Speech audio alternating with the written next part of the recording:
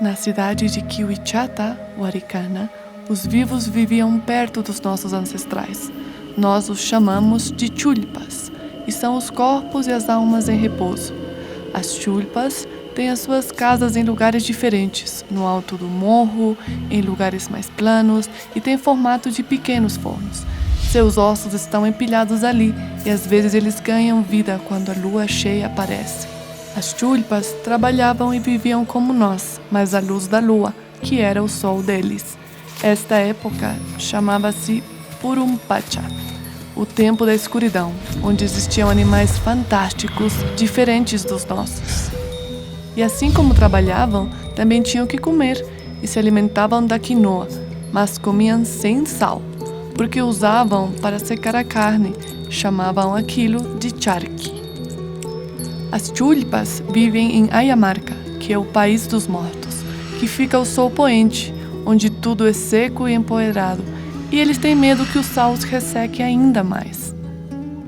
Um dia, a avó da minha avó disse-lhe que dormia tranquilamente, até ouvir como se mexiam os pucos, mancatas ou panelas no quarto que usavam como cozinha. Curiosa, ela acordou. Não havia nada.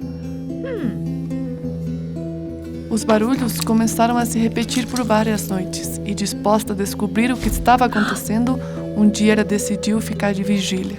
A noite caiu e o fogo do fogão se apagou. Todo mundo estava dormindo, exceto ela. Os barulhos começaram e ela se aproximou silenciosamente da porta.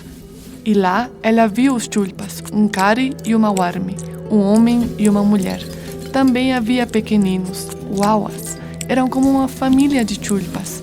E todo mundo comeu da quinoa da panela, a quinoa sem sal.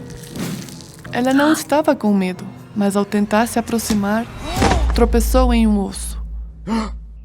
A família de chulpas a viu e saiu pela porta dos fundos. Surpresa com o que viu, ela voltou para a cama. De repente, ela começou a sentir fortes dores na perna. Ela acordou no dia seguinte e não conseguia se levantar.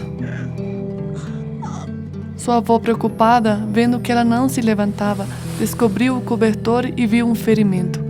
Ela imediatamente correu para a cozinha e serviu um prato de quinoa, mas adicionou sal. Comeu a quinoa com pouca vontade e descansou. E quando ela acordou, a dor e a ferida tinham desaparecido. A avó, que ficou ao seu lado, começou a explicar-lhe que entre o mundo dos antepassados e o nosso havia uma ponte.